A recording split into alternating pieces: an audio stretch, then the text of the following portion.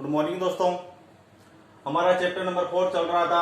उसके अंदर आज हम बात करेंगे बायो सेवर्ट के नियम के बारे में। तो दोस्तों इसके बारे में बात करने से पहले हम बात करते हैं, एक नियम था हमारा ओर्स्टेड का नियम। तो उस ओर्स्टेड ने क्या नियम दिया था दोस्तों कि जब किसी चालक में धारा प्रवाहित करते हैं तो उसके चारों तरफ क्या उत्पन्न होता है दोस्तों, चुंबकीय क्षेत्र। जैसे ये चालक है, इसमें धारा प्रवाहित कर रहे हैं तो इसके चारों तरफ क्या उत्पन्न हो रहा था दोस्तों, चुंबकीय क्षेत्र उत्पन्न हो रहा था। ये किसने बताया था दोस्तों, ओर्स्टेड ने बताया था। लेकिन उसने ये नहीं बताया कि इसके चारों तरफ चुंबकीय क्षेत्र, ये तो बता दिया कि चुंबकीय क्षेत्र तो उत्पन्न हो रहा है, लेकिन ये नहीं बताया कि कितना हो रहा है।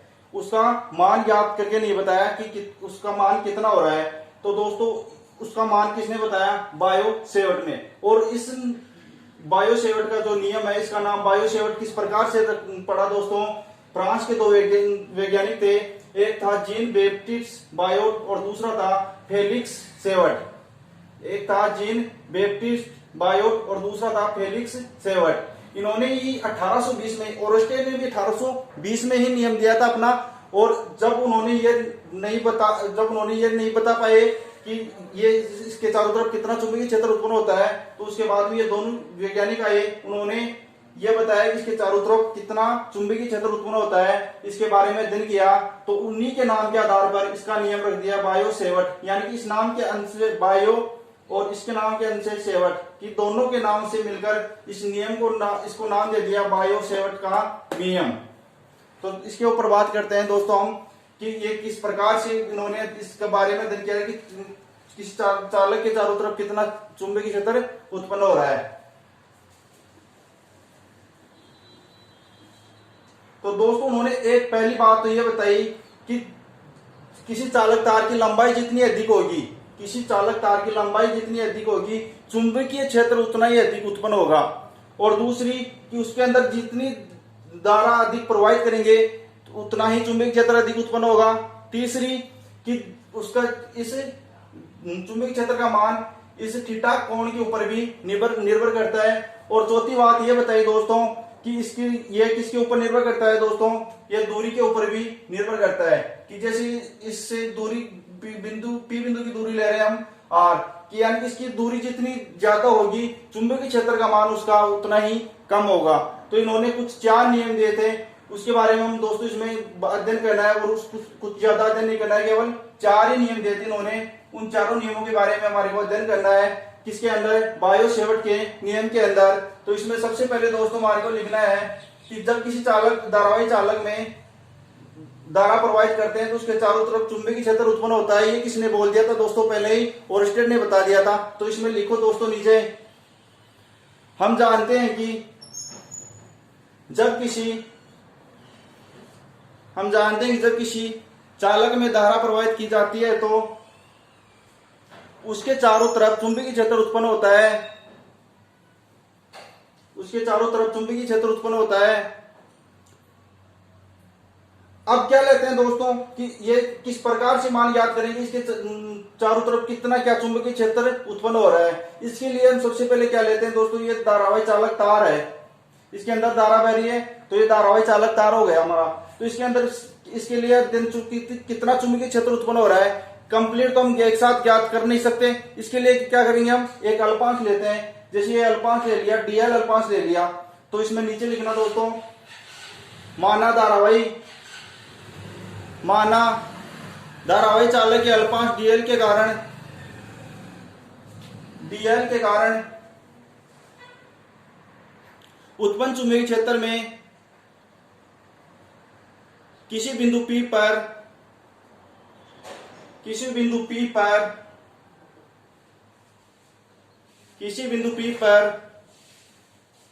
चुंबकीय क्षेत्र dB का मान निम्न बातों पर या निम्न 4 बातों पर निर्भर करता है।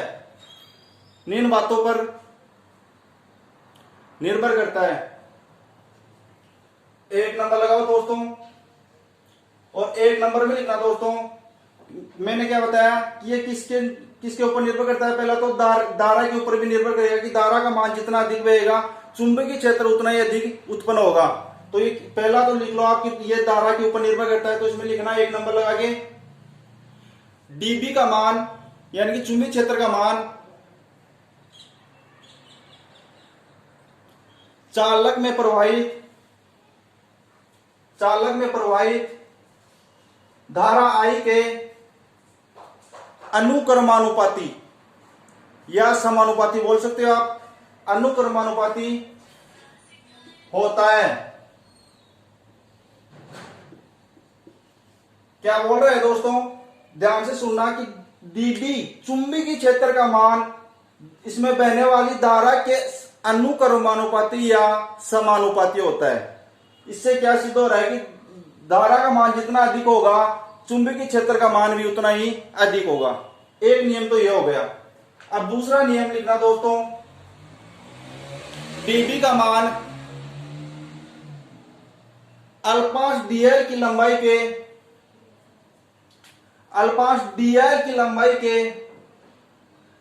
अनुक्रमानुपाती होता है। अल्पांश डीएल की लंबाई के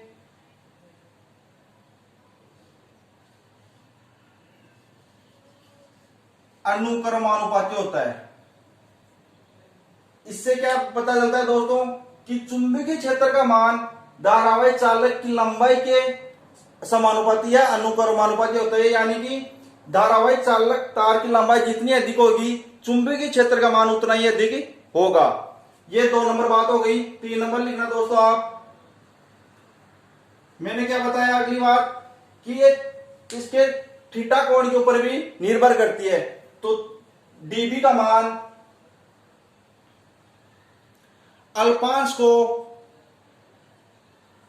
अल्पांश को बिंदु P से मिलाने वाली रेखा के बीच बने कोण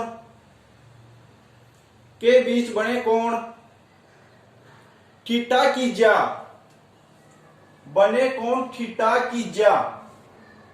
किसको बोलते हैं दोस्तों, साइन थीटा। यानी कि ये साइन आई, यानी कि यहां कोण क्या ले रहे हैं, थीटा, तो साइन थीटा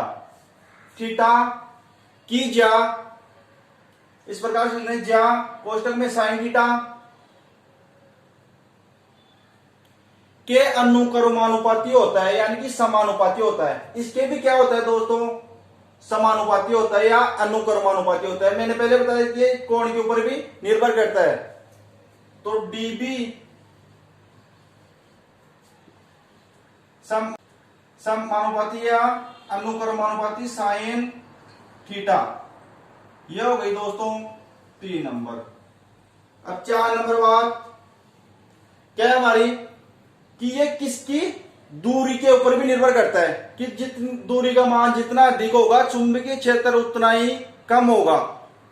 कि ये दूरी r है, यानी इस दूरी का मान जितना अधिक होगा उसका चुंबकीय क्षेत्र का इफेक्ट भी उतना ही कम होगा। तो 4 नंबर लिखना दोस्तों, डीबी का मान अल्पांश से बिंदु P तक की दूरी, अल्पांश से बिंदु P तक की दूरी के वर्ग के व्युत्क्रमानुपाती, यानी कि दूरी कितनी है r, यानी r का वर्ग, इसके व्युत्क्रमानुपाती बोले तो 1/r², यानी कि इसकी दूरी के वर्ग के व्युत्क्रमानुपाती होता है। यानी कि dB व्युत्क्रमानुपाती 1/r²। ये हो गई दोस्तों, इसमें और कुछ नहीं है। बायो-सेवर्ट के नियम के अंदर आपको ये चारों बातें ध्यान में है तो आप बायो-सेवर्ट का नियम आसानी से कर सकते हो। अब क्या करना है दोस्तों, समीकरण 1, 2, 3 और 4 को जोड़ देना है। समीकरण 1, 2, 3 व 4 को जोड़ने पर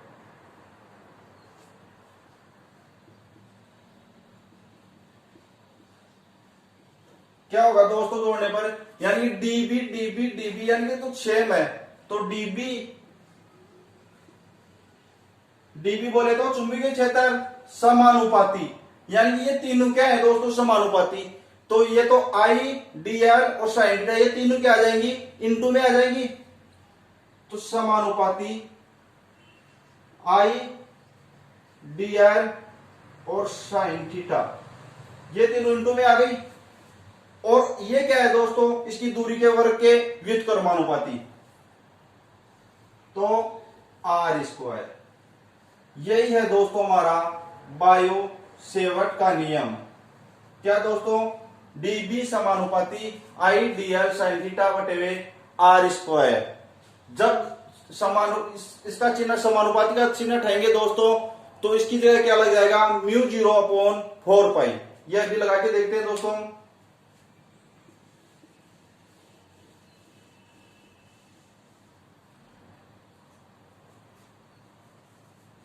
डीबी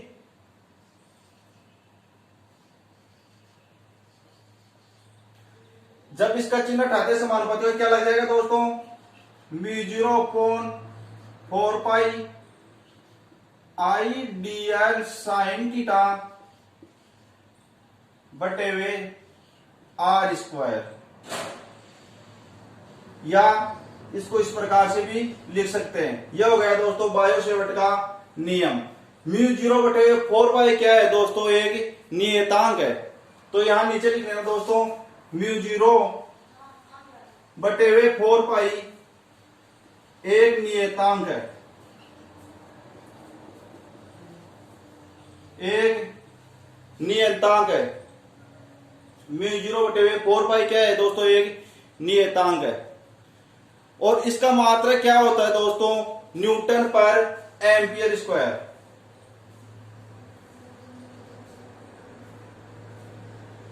म्यू 0 का मात्रक इस प्रकार से लिख लेना दोस्तों, आप स्टार लगा के। म्यू 0 का मात्रक क्या होता है, न्यूटन पर एम्पियर स्क्वायर। न्यूटन पर एम्पियर स्क्वायर किसका मात्रक है दोस्तों, म्यू 0 का मात्रक होता है। और दोस्तों म्यू 0 का मान कितना होता है, आपको एग्जाम में पूछ सकता है कि म्यू 0 का मान कितना होगा। और दोस्तों ये म्यू 0 क्या है, तो निर्वात की चुंबकशीलता है दोस्तों। क्या है म्यू 0, निर्वात की चुंबकशीलता। जैसे चैप्टर नंबर 1 में हमने पढ़ा था एप्सिलॉन 0, तो वो निर्वात की विद्युतशीलता थी। यहां म्यू 0 क्या है, निर्वात की चुंबकशीलता है। तो म्यू 0 इक्वल टू लिख लेना आप, निर्वात की चुंबकशीलता।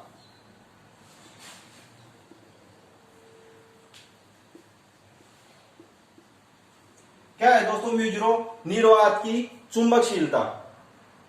अब बात करते हैं कि म्यू 0 का मान कितना होगा, तो कितना होगा 4 पाई इंटू 10⁻⁷।